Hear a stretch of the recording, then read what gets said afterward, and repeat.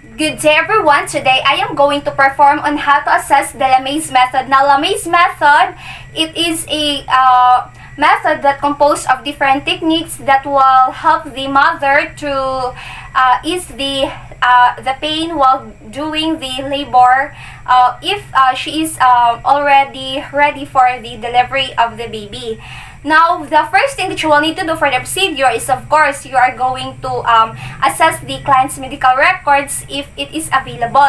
And then after that, these records, the rationale is it enhances or like it evaluates the client's record if she has complications for the previous birth, if she has multiple or like how many times she gave birth already. So, ma'am, kanang mag-ask lang ko few questions regarding sa imuhang name. So, kinsa imong ngalan, ma'am? I'm a Victoria, Okay, then, how old are you? 20, Address, ma'am? Rizal Street, Surigao City. Okay, ma'am. So, mag-ask lang ko, ma'am, regarding sa imong pregnancy. So, kanang first time pa nimo karon or dili? First time. Okay. So, like, kanang kuan siya, katong pagpa-ultrasound nimo, so normal siya or dili? Normal lang. Okay, ma'am. So, thank you, ma'am. Then, after that, you are going to determine the scope of the assessment needed. So, determining the scope of assessment needed will also help the clients relieves anxiety, and also it delivers the specific nursing interventions, especially if the client has no knowledge or no background about that kind of procedure. So, ma'am, karon ang scope of assessment kaning LeMay's, important din siya to ease your contraction or to ease your delivery during your childbirth. So, okay rata, ma'am, kanang i-perform na to siya. O, sige. Salamat, ma'am. Then, after that, you are going to perform hand washing and then down gloves if them necessary. So, to deter the spread of microorganism, and also, since hand washing will, as what I've said, prevent the spread of microorganism, and then this donning of gloves will prevent from contacting of bodily fluids to the nurse.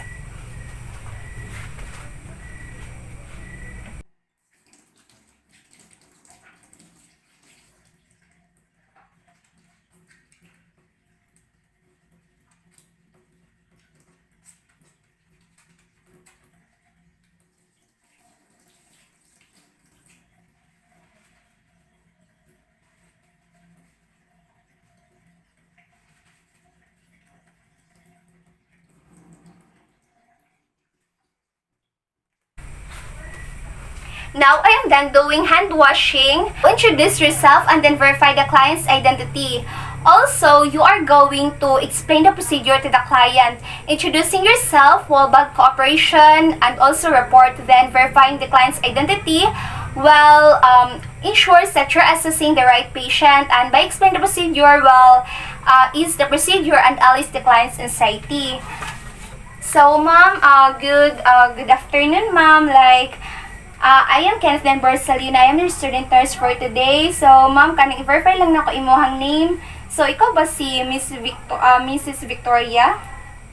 Okay, ma'am. So, kanang karon is i-teach na ko si ma'am kanang mga method or like birthing techniques, especially kung mag-labor na ka. So, mana siyang gitawag na LeMay's method. So, okay na, ma'am? Okay, right. Sige, salamat, ma'am.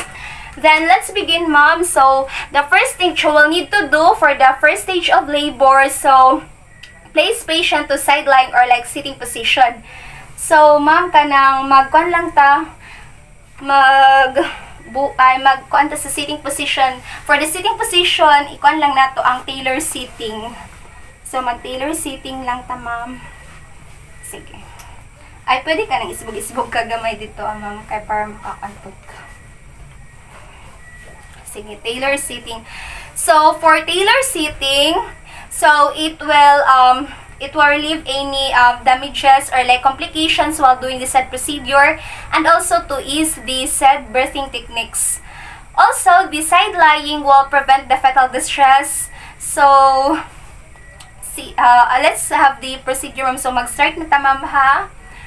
So, for the cleansing breathing, the first thing you will need to do is to instruct the client about this.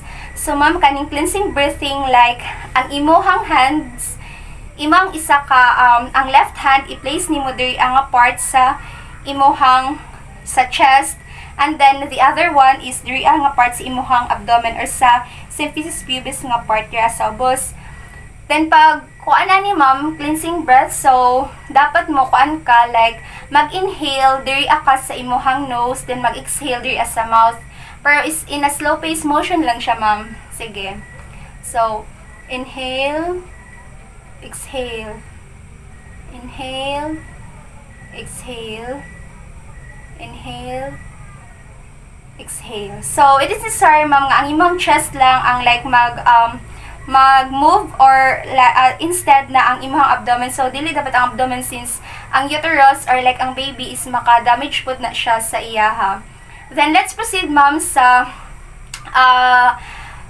another one. So, for the cleansing breathing, mao to siya ang first step. Then, ang second is kanang mag-long breath, ma'am. So, gikan sa nose, katong prayer ganina, mag-inhale sa nose and mag-exhale sa mouth. So, like, long na siya. Sige daw ta, ma'am. Okay. Inhale, exhale, inhale, exhale. Sige. Salamat, ma'am. Then, after that, let's move on to the slow-paced breathing. So, when you say slow-paced breathing, so you should inform the patient that she should perform this during the early contraction of the labor. So, ma'am, kanang necessary ni siya since this one will have the activation or like will prevent any complications while during the first stage of labor. So, timaan gid ni siya, ma'am, ha. So, ang slow-paced breathing is kuan ni siya, ma'am. So, same ra gihapon. So, kada kuan day, ma'am, kada buhat nato ng breathing technique. So, first nato buhat na isang cleansing breathing. Adisir pa ang mga kuan niya methods. So, balik na pud ta, ma'am, cleansing breathing. So, deep inhale sa nose. Sige, tapos exhale. Inhale. Exhale. Sige. Tapos, after that one, ma'am, so, continuing the breath and then very slowly, deeply during the contraction. So, ma'am, kanang pag-contraction mo, so, like, hinay-hinay lang ka kaayo. So, sige, otro ta, ma'am. Inhale. Exhale. Inhale. Exhale. So, otro ta, ma'am, then, diri lang sa nose nga par, sige, inhale. Tapos, margi paan ang imo mouth, bitaw, exhale. Diyan mo something mo kaan siya gamay. Sige, otro. Inhale. Exhale. Then, after that one, you are going to have the mother to close his eyes and then visualize the relaxing position or relaxing environment to ease the contraction during the said labor. So, ma'am, karon is otrohon na to siya ang slow-paced. Then, mag-close ang imuhang eyes. Then, mag-kuan gihapon ko siya. Deep inhale, then exhale. Pero mag-imagine ka something place nga kanang limpyo siya. For example, kanang suba nga daghan og mga puno. Then, naay mga isda nga daghan. Sige daw, ma'am. O, sige, i-close ang eyes. Sige. Inhale. Exhale. Inhale. Exhale. So, sabay po na siya, ma'am, nimo sa contraction. So, let's proceed, ma'am, sa modified pace breathing. So, modified pace breathing, so, inform that the patient or she should perform the slowest breathing no longer effective and the patient can stay on top of contraction. So, it is necessary since it reduces chemicals, especially for the brain, produces and facilitates the relaxation progress while doing the said procedure. So, ma'am, another one sa modified pace is that pag mag-end ang contraction, so, diha na pod ka mo exhale. So, like, longer gihapon. Sige, otro ta, ma'am. Inhale. Exhale. Inhale. Exhale. Then, sa otro na pod mo ka, i-close ang imong eyes. Otro. Inhale. Exhale. Inhale. Exhale. Sige. So, after that one, you are going also to have the patient na cleansing breath. So, another, mag-cleansing breath ta, ma'am, sinatapos naman nato ang modified. So, otro ta, ma'am, sige. Then, dapat i-focus nato ang chest movement or like ang expansion sa lungs. Sige, otro, ma'am. Inhale. Exhale. Inhale. Exhale. So, inanar siya, ma'am. Then, after that one, take another cleansing breath. So, sa cleansing breath, katong hinay na to, ma'am, nga kanang hinay lang siya, nga inhale, kanang murag something dili makita nga nag-inhale ka, murag slight lang siya. Sige. Inhale, exhale. Inhale, exhale. So let's proceed now to the pattern or pattern-based breathing. So this one will have a pattern. So just like you are going to instruct the patient to the point of painful contraction, or during the painful contraction, you are going to have the clients appear to hyperventilation, resulting to the need of support from a loved one during labor. So during this one, the pattern-based, so take a cleansing breath again, since cleansing breath will prevent hyperventilation or hypoventilation. So, ma'am, first is, balik na po ta cleansing breath. Sige. Inhale. Exhale. Inhale. Exhale. Sige. Then, after that one, ma'am, kanang sa pattern nga, kanang inhale. Sige. Pag moingon ko, inhale, mag-inhale ka sa imuhang nose, and then, mag-exhale na pod ka, gamay, then inhale balik, then as adisir pa ka mo blow. So kibali, inhale, exhale, inhale, tapos pag mo blow ka man ka. Inana. To, sige, atro. So 1, 2, 3, go. Sige. Inhale, exhale, inhale, blow dayon, ma'am. O ana. Sige, atro. Inhale, exhale, inhale, blow dayon. Sige. Thank you, ma'am. Then, after that one, repeating the sequence until the contraction ends. So, it is necessary, ma'am. So, pag mo end ang contraction, na-deserve papud ka mo end during this second stage of labor. So, repeating the blowing using short puffs of air. So, kani, ma'am, itudlo po din ako sa imo. So, balik ta, ma'am. Inhale. Sige. Inhale. Then, pag exhale, mo blow ka. Sige, blow slightly. Like, inhale. Ay, nana siya, ma'am. Sige. Inhale, exhale, inhale, exhale.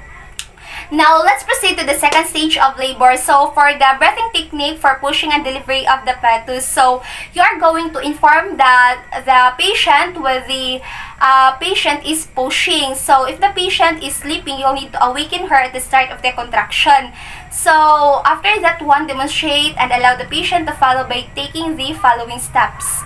So, assisting the patient into a position for pushing. So, during this time, you are going to instruct the patient. So, ma'am, kanang i-assess ka na ako.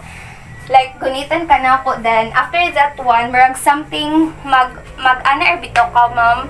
Then, ako ka i-instruct. Then, pag mo push ka, mo sabay po nag-imuhang pag-inhale o exhale. Sige, pag during the second stage of delivery na. Sige. Maging ani? Oo, sige.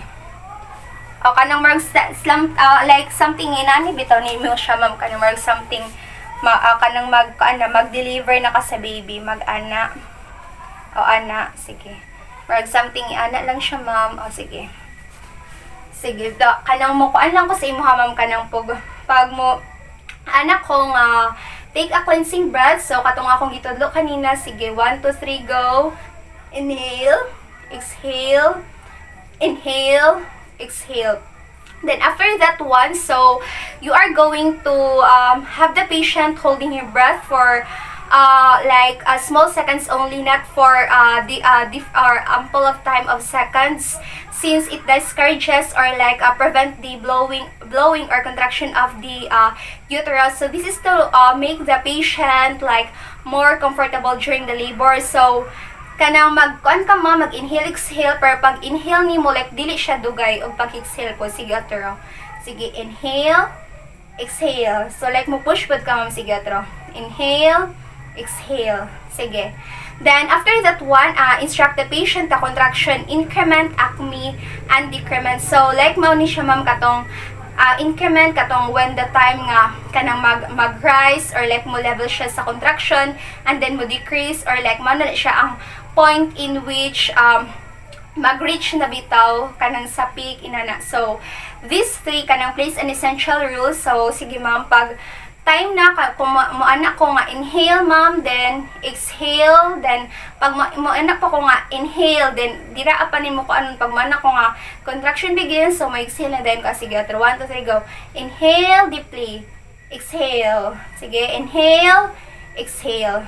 Then, after that one, order to place for cloth in the patient's forehead or neck between contraction. Then, put the cloth into ice of water to cool for the next period between contractions. So, cool clothing is necessary in order for the forehead to have the client on a resting position or ease the pain during the labor. So, kadali lang sa mom din magkuha og piece of ice water and then ako i-roll sa towel.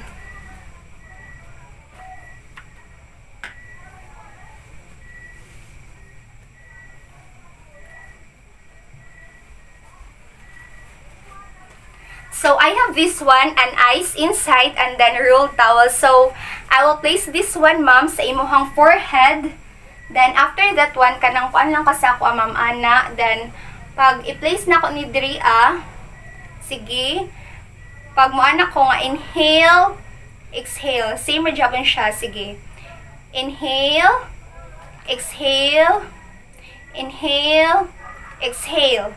So, after that one, you are going to encourage the patient to relax and then rest between the contractions. So, relax lang ta, ma'am. Then, after 1 minute of interval, so, mato siya, ma'am, sa pagkuani mo sa mga breathing techniques. So, like, 1 interval lang siya, then balik-balikon lang to siya sa first stage and second stage of labor.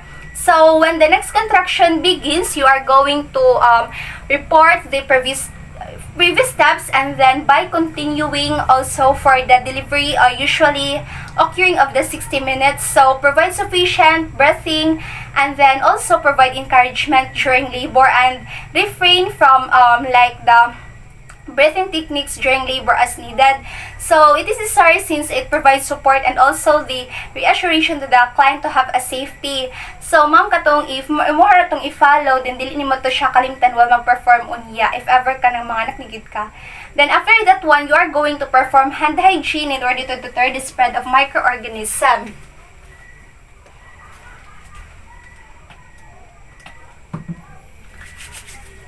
Then, after that one, you are going to document the said procedure. So, documenting will evaluate for future purposes and also if there's a complication while having labor of the mother.